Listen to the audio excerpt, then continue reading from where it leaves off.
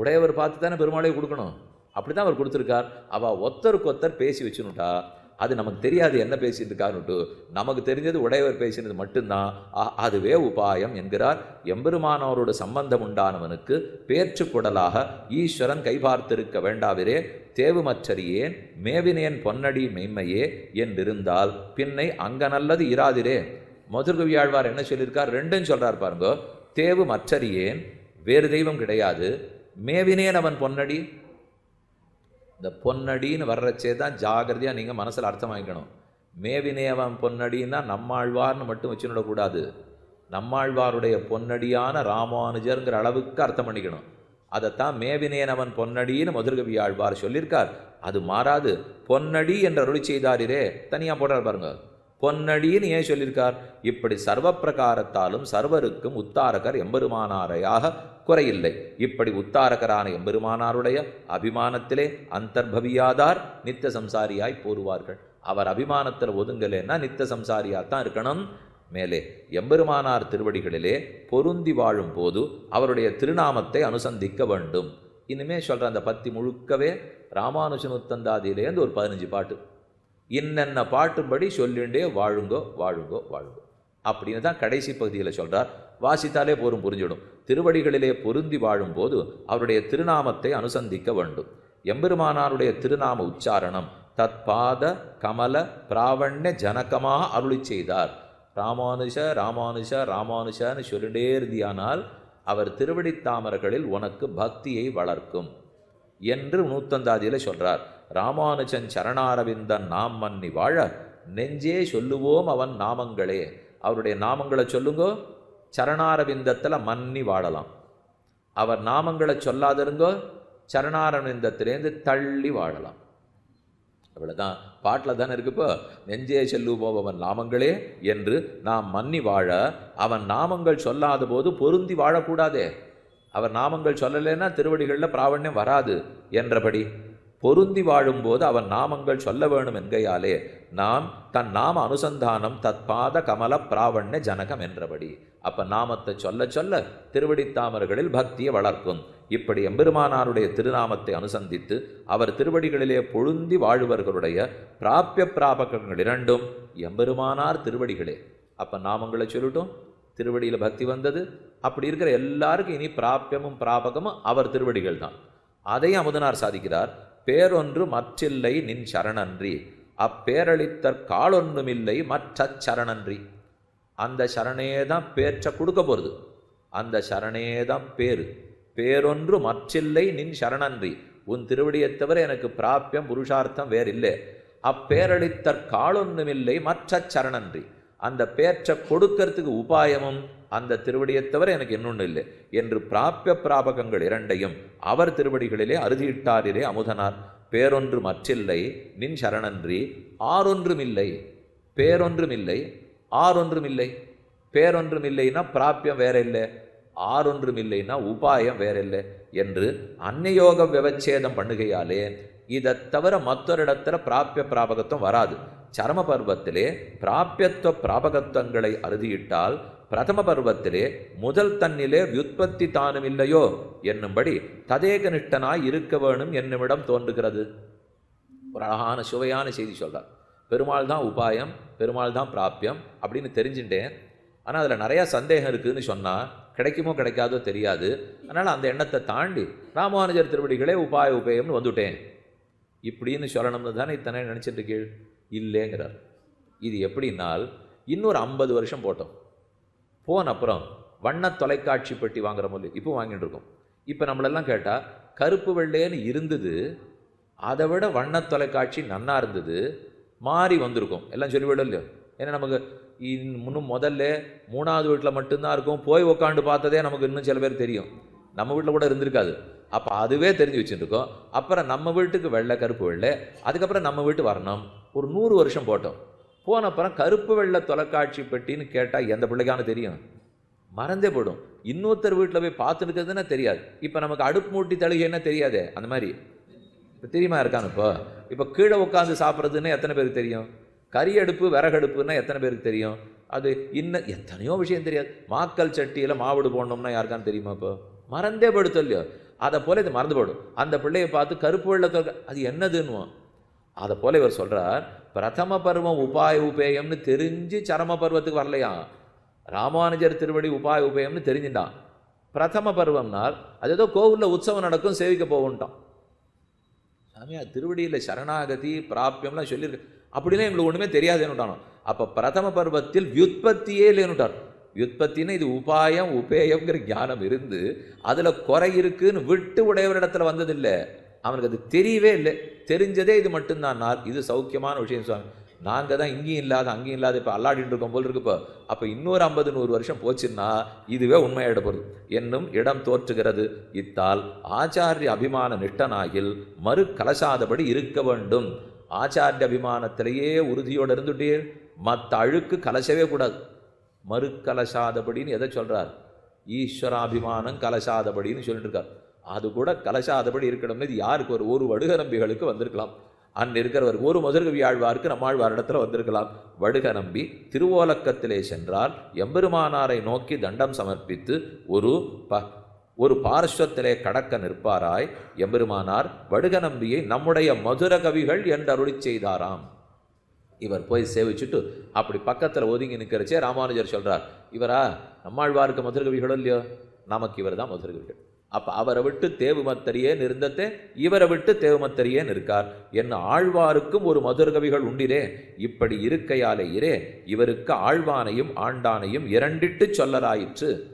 அதனால தான் ஆழ்வானையும் ஆண்டானையும் கூரத்தாழ்வானையும் முதலையாண்டானையும் வடுக நம்பிகள் சட்டுன்னு ஒரு வார்த்தை சொல்லிட்டார். இந்த சிவஜன்மோனத்தர் புலரோகாச்சாரியர் சாதிக்கிறார். இது என்ன கார்த்தாலையாக இருந்தால் உடையவர் திருவடிங்கிறீள், சாயங்காலமானா நம்பெருமாள் திருவடிங்கிறீள். உங்களுக்கு ஒரு இடத்துல கால் வைக்க தெரியாதா? ஆற்றல ஒரு கால் சேர்ச்சொலு கால்னு இருகரையில் நீங்கள் இருக்கணுமா?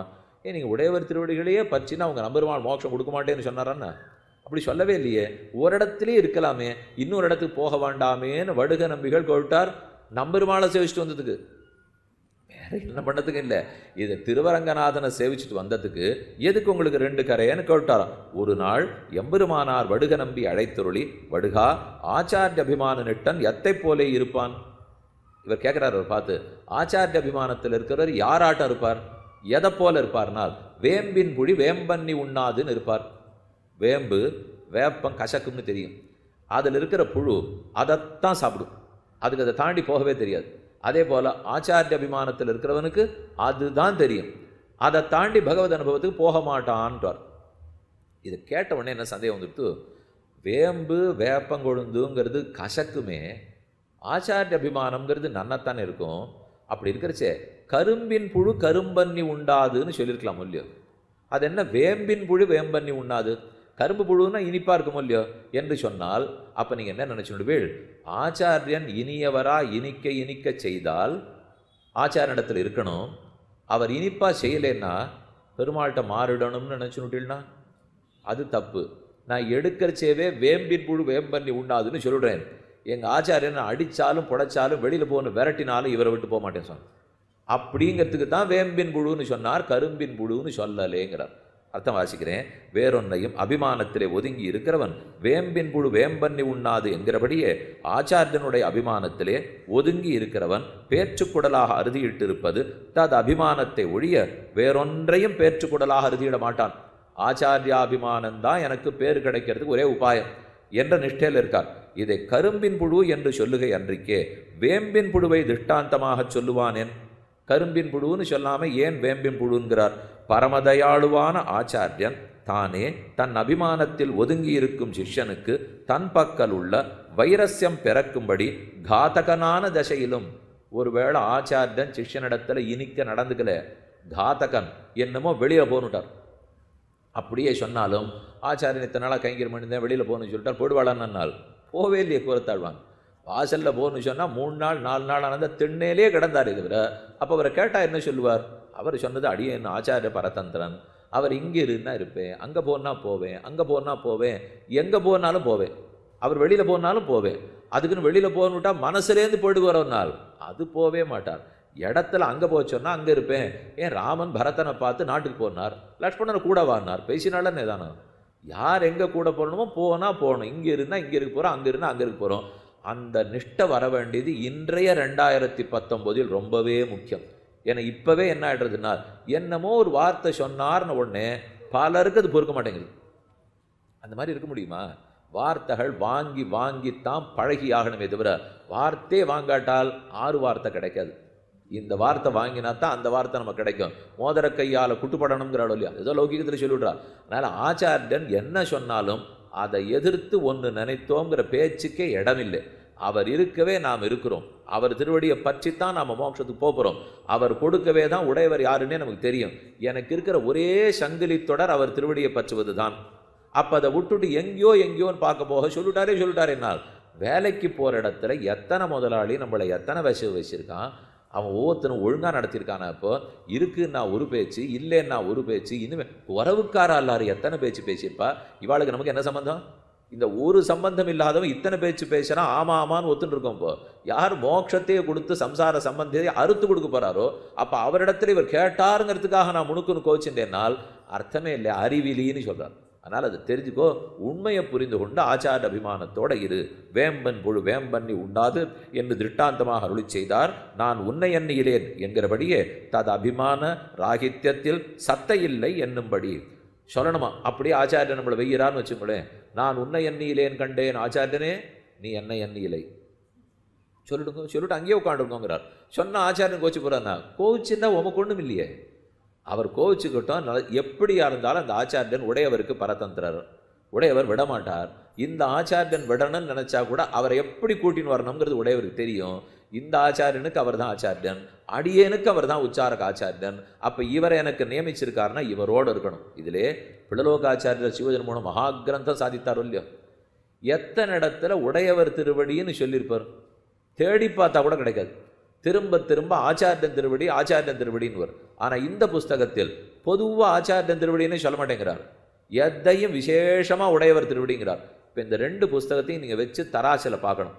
எதுக்காக சிவஜன்மோகனத்திலே ஆச்சாரியன் பொதுவாகவே சொல்கிறாரு, சரமோபாய நிர்ணயத்தில் ராமானுஜர்னு விசேஷித்தே சொல்கிறாரு. ஏன் அவ்வளவு? ஏன் இப்போ திருவரங்கம், திருமலை, காஞ்சி அதுதான் திவ்யதேசம், அங்கே இருக்கிற பெருமாள் தான் அர்ச்சாவதாரம்னு சொல்லவே மாட்டார் பிள்ளரோச்சன். அர்ச்சாவதாரம்னு சொல்லுவர்னால் இது ஏதான் ஒரு இடத்துல விசேஷித்து சொல்லிட்டோன்னு வச்சுங்க, அப்போ என் ஆச்சாரியனா ராமானுஜரான்னு போட்டி போட ஆரம்பிச்சிருவோம். அதனால் அது சொல்லலையே. நம்ம ஆச்சாரியனிடத்துலேருந்து கண்ணே போயிடக்கூடாதுங்கிறதுக்காகத்தான் சிவஜனபூர்ணம் முழுக்க ஆச்சாரியாபிமானம் ஆச்சாரிய பிரதிபத்தின்னு பொதுவாக இருக்கும். ஒருவேளை அந்த ஆச்சாரியனிடத்தில் ஏதானும் அப்படி இப்படி நமக்கு புரியலேன்னு வச்சுங்க, அப்போது சட்டுன்னு அவரை பார்த்து நமக்கு ஏதானு தோணி போச்சுன்னா அதுக்காக இந்த புஸ்தகத்துக்கு வந்துடுனால் அவர்னா அவர் இல்லை, எல்லாமே ராமானுஜர் தான் அப்படின்னு இங்கே சொல்லிட்டால் அங்கே பார்த்துக்கிறவன் அங்கே பார்த்துக்க போகிறான், இங்கே பார்த்துக்கிறவன் இங்கே பார்த்துக்க போகிறான். ரெண்டுத்துக்கும் அழகாக வாழ்க்கையை தாண்டிடுவோம் இல்லையோ. அதை தாண்டறதுக்கு என்னங்கிறதுக்கு தான் 2 புஸ்தகம். அப்போ ஆச்சாரியன்னா இந்த உபகாரக ஆச்சாரியன், ராமானுஜர்னு சொன்னால் அந்த உத்தாரக ஆச்சாரியன். 2 இடத்துலையும் அபிமானத்தோடு இருக்கணும். அது அபிமான நிஷ்டனாக இருக்க வேணும் என்னுமிடம் தோற்றுகைக்காக சொல்லிற்று. இத்தால் எம்பெருமானாருடைய அபிமானத்திலே ஒதுங்கி கரணத்திரயத்தாலும் ததேக நிஷ்டனாய் இருக்கிறவன் தத் வத்திரிக்த விஷயங்களில் உத்தாரகத்துவ பிரதிபத்தி பண்ணுகிறான். மனம், மொழி, மெய் இந்த 3 விஷயத்தில் ராமானுஜர் திருவடிகளே நிற்க வேண்டும். வாசா யதீந்திர மனசா வபுஷாச்ச யுஷ்மத் பாதாரவிந்த யுகலம் பஜதாம் குருணாம் எதிராதிம்சத்திலே மனோளர்கள் சாதிக்கிறார். வாசா யதீந்திர மனசா வபுஷாச்ச யுஷ்மத், மனம், மொழி, மெய் இந்த 3லும் உடையவர் நிற்கிறவர். அவரை தவிர இன்னொரு உபாயத்தை ஏற்க மாட்டான், இருக்காதவனுக்கு இப்போ என்றபடி சர்வேஸ்வரன், அதாவது மேலே சாதிக்கிறார், சர்வோத்தாரகமான விஷயத்தை பற்றினால் தத் வத்திரிக்தரை கொண்டு தேவையில்லையே. எல்லாருக்கும் உத்தாரகராக இருக்கிறவரை பச்சுட்டா அதை தவிர இன்னொருத்தர் எதுக்கு? அதில் பண்ண வேண்டிய தேவையும் இல்லை. இதரே கொடுத்துட்டாருன்னா அப்புறம் மற்றது எதுக்கு பெற போகிறோம்? இப்போ 1000 ரூபா ஒருத்தர் கொடுத்தார், எனக்கு 10 ரூபா கொடுப்பீரான்னா, 10 ரூபா கொடுத்தா 1000 ரூபா கொடுப்பீரான்னு கேட்டால் நியாயம். 1000 ரூபா கொடுத்தவர்கிட்ட 10 ரூபா கொடுப்பீரான்னா 10 1000த்துக்குள்ளே அடக்கம் இல்லையா? இவர் சர்வோத்தாரகராக இருக்கிறச்சே நான் ஏன் இன்னொருத்தர் இடத்துல போய் நிற்க போகிறேன்? பல்லுயிர்க்கும் வெண்ணின் தலை நின்று வீடளிப்பான் எம்மி ராமானுஜன் என்று எம்பெருமானாரே சர்வோத்தாரகராக அறுதியிட்டாரிரே. சகல வேத சாஸ்திரவித்தரான அமுதனார், சகல வேத சாஸ்திரத்தையும் அறிந்திருக்கிற அமுதனார் சொன்னது பல்லுயிர்க்கும் வெண்ணின் தலை நின்று வீடளிப்பான் எம்மி ராமானுஜன். எந்த உயிராக இருந்தாலும் எவ்வகைப்பட்டவராக இருந்தாலும் ராமானுஜர் கொடுக்கிறார். நம்பிள்ளை ஒரு நாள் எம்பெருமானார் சன்னதியிலே, கதையிலே தான் இப்போ கடைசி கதை, இனிமே பாட்டு மட்டும்தான். நம்பிள்ளேன்னு இவர் சொல்லிட்டு இருக்கிறது காலத்தால் வேறுபட்ட பெரியவாச்சான் பிள்ளையினுடைய ஆச்சாரியனான நம்பிள்ளை. இவருக்கு தகப்பனார் பெரியவாச்சான் பிள்ளை, எழுதியிருக்கிற நாயனாச்சான் பிள்ளைக்கு அவருக்கு ஆச்சாரியன் நம்பிள்ளை. நம்பிள்ளைங்கிற ஒரு காலமே வேறு, ராமானுஜருடைய காலமே வேறு. இவர் பண்ணுறது இப்போ தன்னுடைய பெருமாள் சன்னதியில் உடையவர் திருமேனி எழுந்துருளை பண்ணிட்டு இருக்கார். அங்கே போய் நம்பிள்ளை நிற்கிறார். நம்பிள்ளை ஒரு நாள் எம்பெருமானார் சன்னதியிலே எழுந்தருளி நூற்றந்தாதி அனுசந்தித்து சாத்தின உடனே எம்பெருமானார் திருமகமண்டலத்தை சேவித்து, இன்றைக்கு அடியேனுக்கு ஒரு ஹிதம் அருளி செய்ய வேண்டும். அடியனுக்கு தேவரீர் வாழ்க்கைக்கு ஹிதம் என்னான்னு சொல்லணும். ஜீவனத்துக்கும் வழி சொல்லும், உஜ்ஜீவனத்துக்கு வழி சொல்லும். இங்கே இருக்கிறச்சே என்ன செய்யணும், அங்கே போகிறதுக்கு வழி என்ன என்று கேட்க அருளி செய்து திருமாளிகை எழுந்தருள இதை உடையவர் சன்னதிக்கு வந்தார். திருவரங்கத்தில் உடையவர் சன்னதி முன்னேனே வச்சுக்கலாம். வச்சு ராமானுஜன் நூத்தந்தாதி விண்ணப்பிச்சுட்டு, தேவரீர் அவசியம் எனக்கு ஏதானு ஹிதம் சொல்லணும்னு சொல்லிட்டு தான் திருமாளிக்கு வந்துட்டார். அன்னைக்கு ராத்திரி ராமானுஜர் சொப்பனத்தில் எழுந்தருள்றார். நம்பிள்ளையினுடைய சொப்பனத்தில் எழுந்தருளி திருவடிகள் இரண்டையும் நம்பிள்ளை திருமுடியிலே வைத்து, தன்னுடைய திருவடி இரண்டையும் நம்பிள்ளையினுடைய முடியில் வைத்து, உமக்கு ஹிதம் வேணுமாகில் இத்தையே தஞ்சமாக நினைத்திரும். உமக்கு ஹிதம் வேணுமா, இந்த திருவடி தான் உமக்கு தஞ்சம். உம்மை அண்டினாருக்கும் இதுவே தஞ்சமாக உபதேசித்து கொண்டு போரும். உம்மை யார் அண்டி வந்து உம்ம திருவடிகள்னு வந்திருக்கேன் எனக்கு வழிகாட்டும்னு சொன்னாலும் உடனே உம்ம பிரபாவம் பேசிக்க ஆரம்பிக்க வேண்டாம். உடையவர் பிரபாவத்தை சொல்லி அதுதான் உங்களுக்கு தஞ்சம்ங்கிறத வழிகாட்டும் என்று, இதுக்கு மேல் ஹிதமில்லை, இதுக்கு மேலே இன்னொரு ஹிதமில்லை என்று அருளி செய்ய நம்பிள்ளை. நம்பிள்ளை அப்படின்னா பெரியவாச்சான் பிள்ளை ஆச்சாரியன் நம்பிள்ளை. நம்பிள்ளை நம்முடைய பிள்ளையை அழைத்தருளி அருளி செய்ய, நம்பிள்ளை நம்முடைய பிள்ளையை அப்படின்னா பெரியவாச்சான் பிள்ளை. இவருக்கு பிள்ளை, இவருக்கு பிள்ளைன பிள்ளை இல்லை, தந்தை. நம்முடைய பிள்ளைன எனக்கு தந்தையான பெரியவாச்சான் பிள்ளையை நம்பிள்ள உடனே கூப்பிட்டு, பிள்ளையும் அத்தை அத்தியாதரத்தோடே கேட்டருளி தன் இஷ்டராய் எழுந்தருளி இருந்து, தனக்கு ராமானுஜர் இப்படின்னு சொல்ல சொன்னாரோ இல்லையோ, உடனே தன் சம்பந்தி பெரியவாச்சான் பிள்ளைக்கு அதை சொல்லணும்னு ஆசை வருது அப்படின்னு ஒருத்தர் சொல்லியிருக்கார். சத் விஷயமா இருந்தால் இன்னொருத்தர் இடத்துல சொல்லி வச்சா தான் சுவாமி ஜாகிரதையாக இருக்கும். அதனால் இதெல்லாம் ஒலிப்பதிவு பண்ணுறா பாருங்க, இதோ எடுத்துட்டுருக்கா இதெல்லாம் ஜாகிரதைப்படுத்தணும் இல்லையோ. இது திடீர்னு ஏதானும் போயிடும், மொத்தமே காணப்படும். அதுக்கு ஷோர்லாம் எழுப்புவா, அக்னி ஷோர்னு ஆங்கிலத்தில் கேள்விப்பட்டிருக்கீங்களா, இதுக்கு அதுதான் பண்ணி வைப்பா. அப்போ இதெல்லாம் ஒவ்வொன்றா அடுத்ததுன்னு போட்டு, இது இங்கே இருக்கும், உலகத்தில் வேற எங்கேயோ ஒரு மூலையில் இருக்கும், கிழக்கு மூலையில் இருக்கும், மேற்கு மூலையில் இருக்கும். இது இத்தனை பண்ணி ஒரு நாள் மொத்தமே போயிடும், எங்கே கிடைக்கிறது இல்லை. ஆனால் அவர்களுக்கு என்ன தோணித்தினால், எனக்கு கிடைச்ச அர்த்தத்தோ இவங்ககிட்ட சொல்லி வச்சிரும், அவங்ககிட்ட சொல்லி வச்சிரும். பிரதிபத்தி இருக்கிற அவங்ககிட்ட சொல்லிவிட்டா எங்கேயும் அது காணா போகாது. அந்த அர்த்தத்தை இப்படியே தானே வந்திருக்குது. ஓராண் வழியாய் உபதேசித்தார் முன்னோர்னு ஒரு புஸ்தகம் ஒன்று இல்லாமல் சொல்லியே இத்தனை நாளைக்கு கா தா து ஒன்று விடாமல் கொண்டு சேர்த்துட்டாலும் இல்லையோ. அது ஸ்ருதி வேதம் வந்தது மட்டும் இல்லை, திராவிட ஸ்ருதியும் திராவிட ஸ்ருதிக்கு வியாக்கியானங்களும் அத்தனை ஓராண் வழியாக வந்திருக்கு. பெரியவாச்சான் இடத்துல சொல்லிவிட்டார். அவரும் தன் இஷ்டராய் எழுந்தருளி இருந்து நம்பிள்ளை சரமதசையிலே அடியனுக்கு ஹிதமேதென்று கேட்கிற வளவில், இது நடு காலத்தில் நடந்துடுது. இப்போ நம்பிள்ளைக்கு கடைசி காலம். அப்போ பெரியவாச்சான் பிள்ளை போய் அடியனுக்கு எது ஹிதம் என்று கேட்கிற விளவில், எம்பெருமானார் திருவடிகள் உண்டாயிருக்க ஹிதம் ஏதென்று கேட்க வேண்டியிருந்ததோ.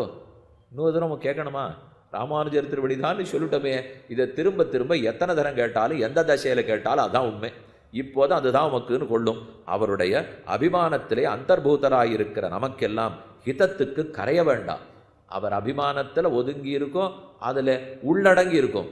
நமக்கு எது ஹிதம் இது ஹிதம்னு கவலைப்பட வேண்டிய தேவையில்லை. எம்பெருமானார் திருவடிகளே தஞ்சம் என்று விஸ்வசித்து ததேக நிட்டராயிரும் நான் பெற்ற பேரு நீரும் பெறுகிறீர். அடி எனக்கு என்ன பேர் கிடைச்சதோ அந்த பேர் உமக்கு நிச்சயம் கிடைக்கும். இப்படி எல்லாரும் உத்தாரகத்தேன அறுதியிடும்படி அவதார விசேஷமாய் முன்புள்ளார் பின்புள்ளார் பகவான் அனைவரும் இவர்தான் அவதார விசேஷம், இவர்தான் உத்தாரகாச்சாரியன் அப்படின்னு நிர்ணயம் பண்ணியிருக்கார்களே. அந்த எம்பெருமானாருடைய அபிமானத்திலே அந்தர்பூதராய் அவர் திருவடிகளையே பிராபிய பிராபகமாக அறுதியிட்டு ததேக நிட்டராயிருக்கும் சரம அதிகாரிகளுக்கு வஸ்தவ்ய பூமி. இனிமேல் நீங்கள் 1 2 3 4 போட்டு குறித்து வச்சுக்கணும். இப்படி இருக்கோம்னு வச்சுக்கோங்க. ராமானுஜர் தான் பிராபியம், அவர் தான் பிராபகம்ங்கிற நிஷ்டை வந்துடுது. வந்தவா எங்கே வாழணும், வந்தவா யாரோட பழகணும், என்ன பேசணும், யாரோட பழகக்கூடாது, என்ன சாப்பிடணும், என்ன தூங்கணும் தெரிஞ்சுக்க வேண்டாமா.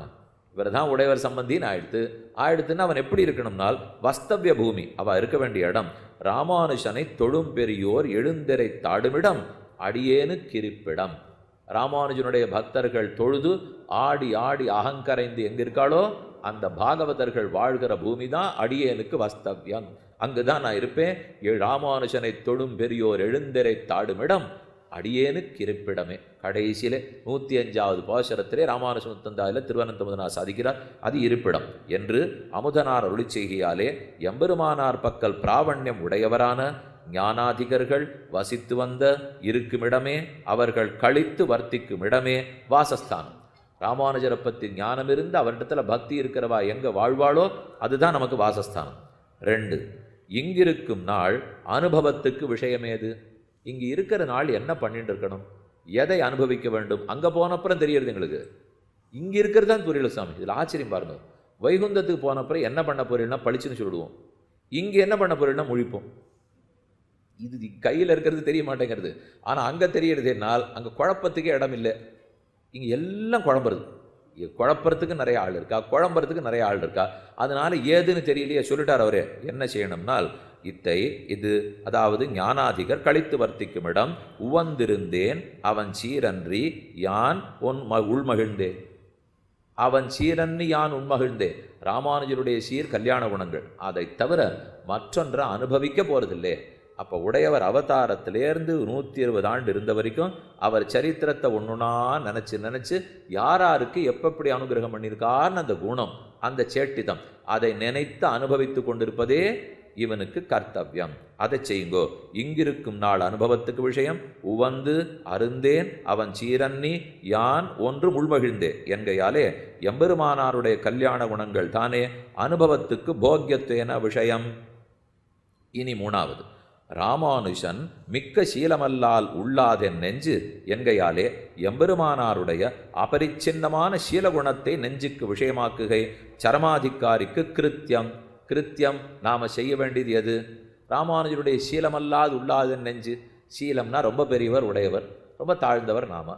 அந்த உயர்ந்தவர் இந்த தாழ்ந்த நம்ம இடத்துல குணத்தை காட்டுறாரா? அந்த சீல குணம்தான் சௌசீல்யம். மகதா மந்தை சக நீரந்திரேன சம்ஸ்லேஷ ஸ்வபாவத்துவம் சௌசீல்யம். அப்போ அந்த சௌசீல்யத்தையே நினைத்து கொண்டிருப்பேன். சரமாதிகாரிக்கு கிருத்தியம். ராமானுஜன் தன் பிறங்கிய சீர் சாரா மனுஷரை சேரேன் எனக்கென்ன தாழ்வினையே. அடுத்து சொல்றார், என்கையாலே எம்பெருமானாருடைய ஔஜ்வல்ய கல்யாண குணங்களில் பிராவண்யமில்லாத கள்ளர் மிண்டரோடைய சகவாசமின்றிக்கே இருக்கிறது சரமாதிகாரிக்கு ஏற்றம். ராமானுஜரிடத்தில் இருக்கிற நமக்கு எது ஏற்றம்னால் அவருடைய குணத்தை அனுபவிக்காதவன் ஆறாண்டிருந்தால் சம்பந்தமே வச்சுக்காதேங்கிறார்.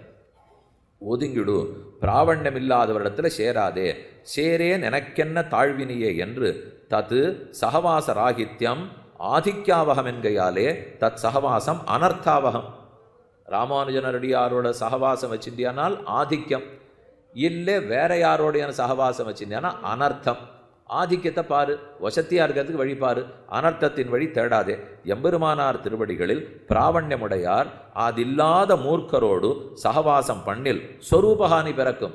நம்ம என்ன நினச்சிடுவோம், நான் எங்கே போனாலும் யார் எப்படி இருந்தாலும் நானாக இருப்பேன் சுவாமின்லாம் விஷப்பரீட்சை பண்ணாதீங்கோங்கிறார். நீயெல்லாம் இருக்க முடியாது, எங்கேயானு போய் ஒட்டின்னு வரும், தொத்து வியாதி வரும். அதனால் அதெல்லாம் வேண்டாம். அவர் எத்தியான்னு ஒன்று சொல்ல போக உனக்கு சந்தேகம் வர ஆரம்பிக்கும். அப்புறம் இருக்கிற பற்றியும் போயிடும். அதனால் ஒதுங்கி வாடுறதுக்கு பாரு. அந்த ராமானுஜன் அடியாரோடு சேர்ந்து வாடுறதுக்கு பாரு.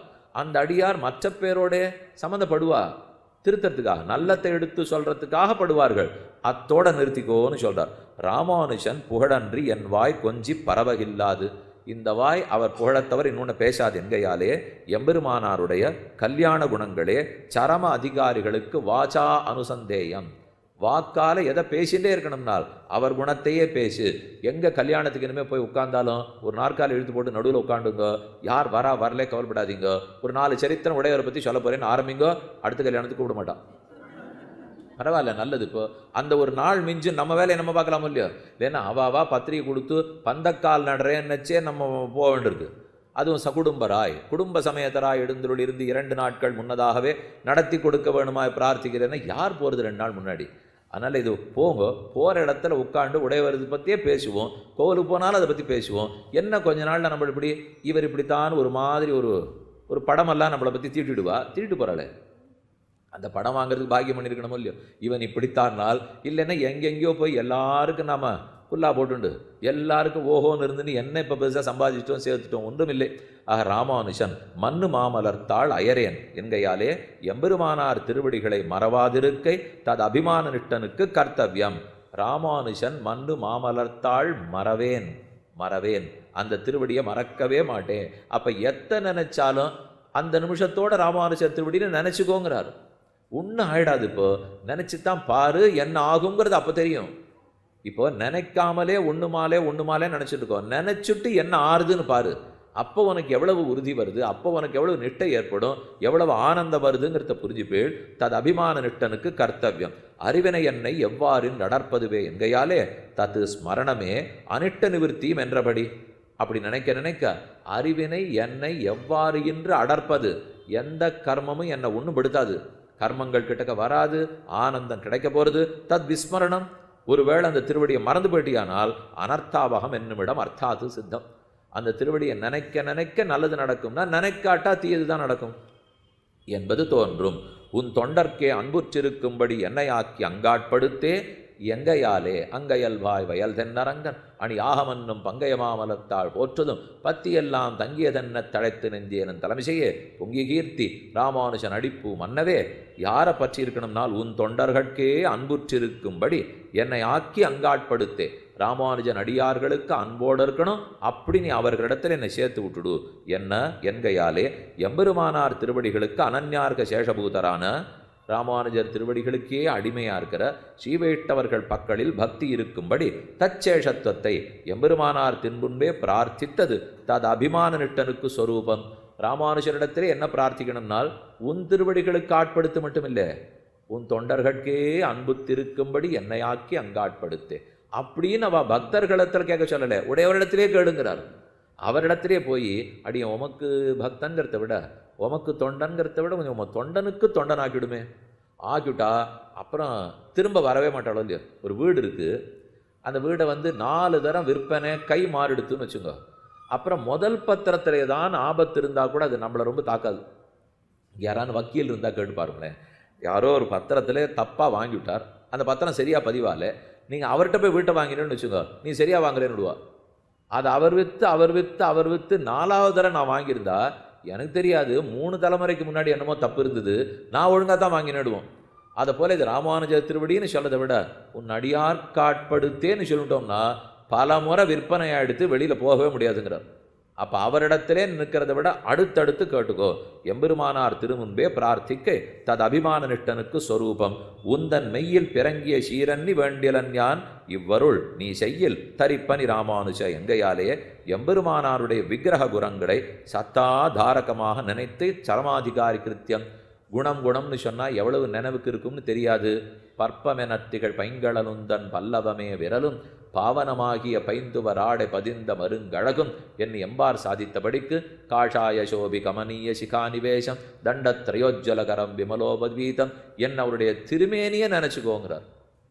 என்ன இல்லை எனக்கெதிரே எப்பொழுதும் எதிராசன் வடிவழகு என் இதயத் துளதால் இல்லை எனக்கெதிர். அவர் திருமேனி அழகு, சௌந்தர்யம், லாவண்யம், மார்தவம், சௌகுமார்யம், அதை எப்படித்தான் அவர் ஏழை பண்ணாரோங்கிறத நினச்சிக்கோ.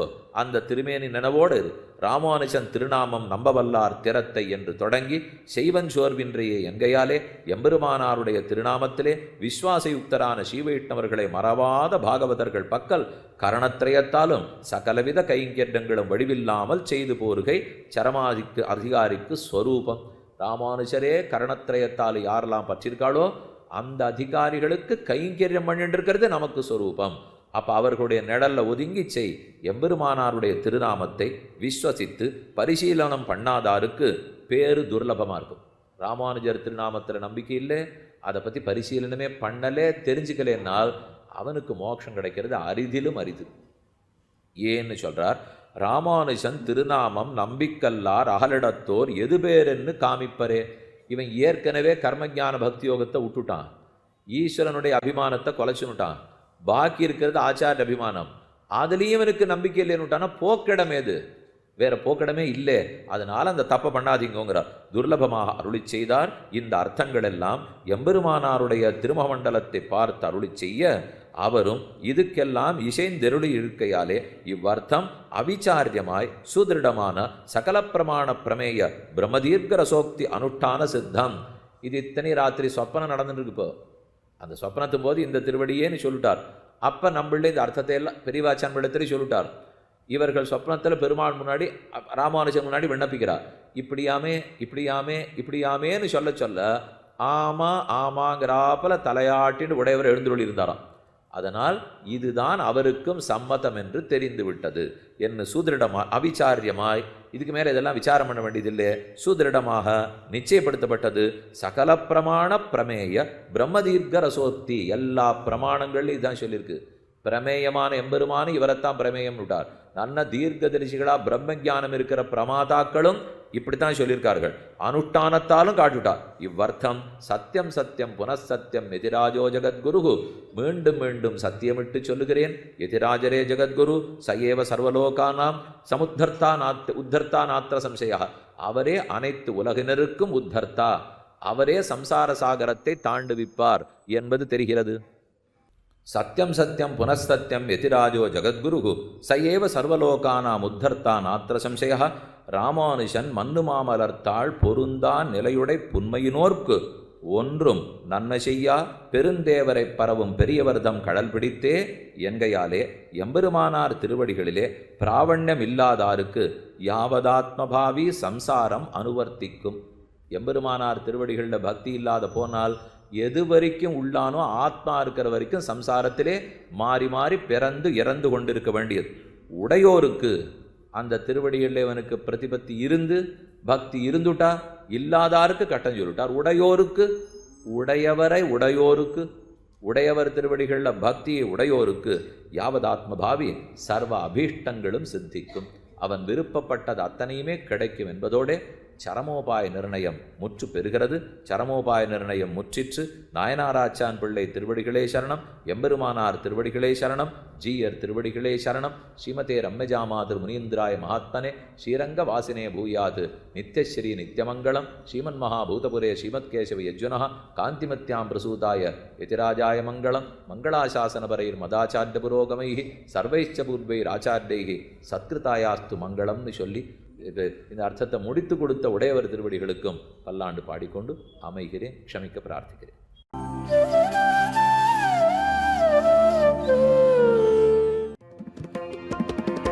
यतिराज यतिराज यतिराज जय हो, यतिराज यतिराज रामानुज जय हो, रामानुज जय हो.